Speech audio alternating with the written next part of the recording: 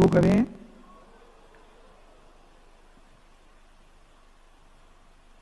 रागिनी जैन ललितपुर से पूछती हैं, नमोस्तु महाराज जी, यदि बच्चों को मंदिर जी भेजते हैं, अभिषेक करने का कहते हैं, तो बच्चे भगवान को ही बुरा कहने लगते हैं। क्या हमें भगवान खाने दे देंगे, हमें क्या कुछ करने दे देंगे, पैसा दे देंगे? जब तक हम पढ़ाई आदि नहीं करेंगे तो क्या हमें पैसा मिल जाएगा? तो फिर बच्चों के साथ किस प्रकार से पेश आना चाहिए? उनको बताना चाहिए, जब तुम्हारा जन्म भी हमने भगवान के नाम से दिया है तो रोटी भी भगवान ही देगा। उनको, बच्चों को उस समय समझाओ जिस समय बच्चा परेशान हो, जिससे बच्चे का दिमाग काम नहीं कर रहा हो। उस समय बच्चे की कमजोरी पकड़ो और उस समय समझो कि देखो तुम इतनी मेहनत कर रहे हो फिर भी अच्छे नंबर नहीं ला पा रहे हो क्योंकि तुम्हारे पुण्य में कमी आ रही है। यदि तुम इस पढ़ाई के साथ धर्म भी करते रहते तो आज तुम्हारे अच्छे नंबर आ जाते हैं। धर्म को जिंदगी से जोड़ना पड़ेगा।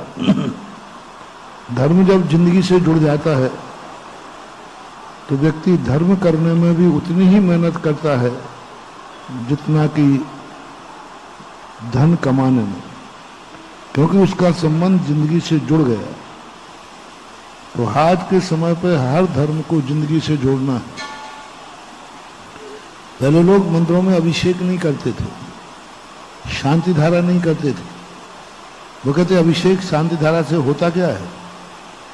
लेकिन इसी अभिषेक शांति धारा को जब इनकी जिंदगी से जोड़ दिया, जिंदगी की समस्याओं को समाधान से जोड़ दिया, तो लोग लाखों रुपया देकर के भी शांति धारा कर रहे हैं,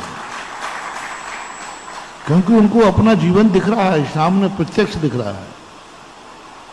वो सोच रहा है कि हम 10 लाख की दवाई कराएंगे तो 10 लाख की दवाई कराने के बाद भी सफल होंगे कि नहीं होंगे।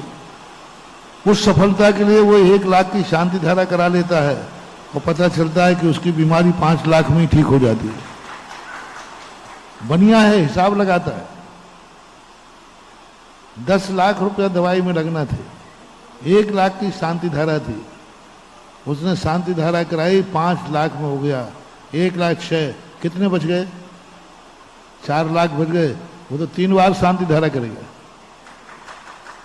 जिंदगी से जोड़ो, क्योंकि व्यक्ति परेशान है अपनी जिंदगी से।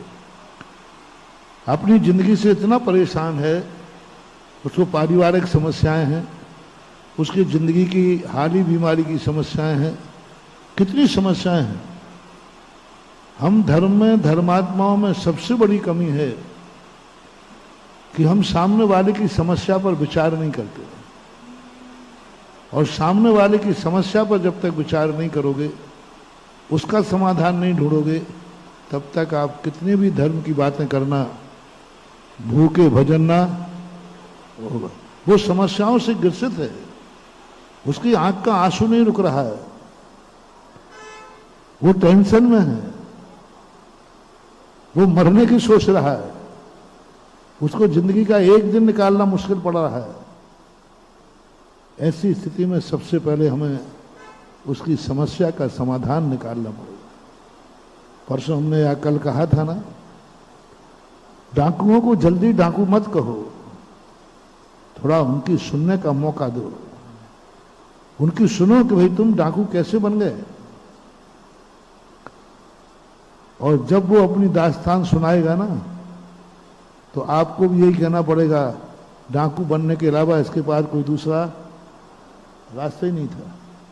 पुलिस नहीं सुन रही, कानून नहीं सुन रहा है, अदालतें नहीं सुन रही हैं। अपने ऊपर या मानव के ऊपर अत्याचार को बचाने के लिए कई बार डाकू भी बनना पड़ता है। बताया था ना कि फूलन देवी का डाकू बनने का इतिहास यही है।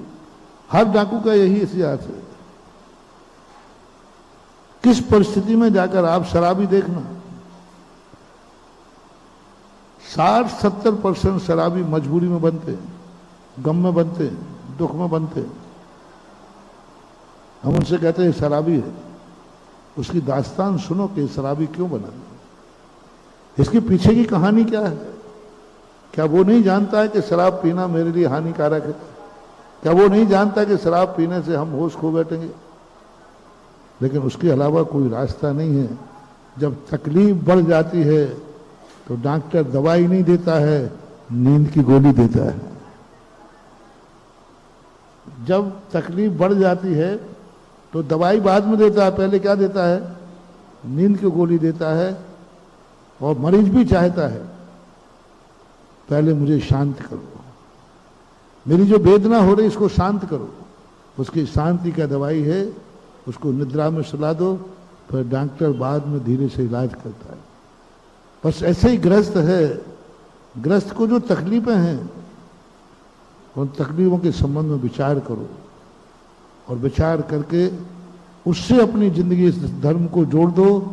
वो धर्म करना शुरू कर देगा और कर रहे हैं। आज धर्म इतना ज्यादा जिंदगी से जोड़ दिया है कि आज व्यक्ति बिना धर्म किए कॉलेज भी नहीं जाता, ऑफिस नहीं जाते।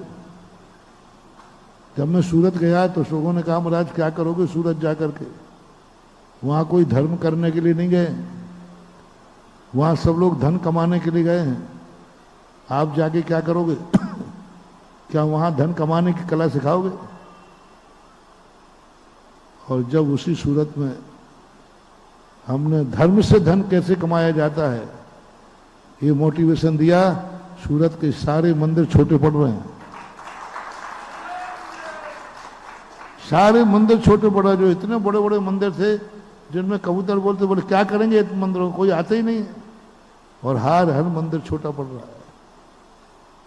तो हमारे लिए कुछ ऐसी समस्याओं पर विचार करना चाहिए जो आज के आधुनिक बच्चे को ऐसा लगे कि धर्म भी हमारी जिंदगी का एक अंग है जो अनिवार्य है।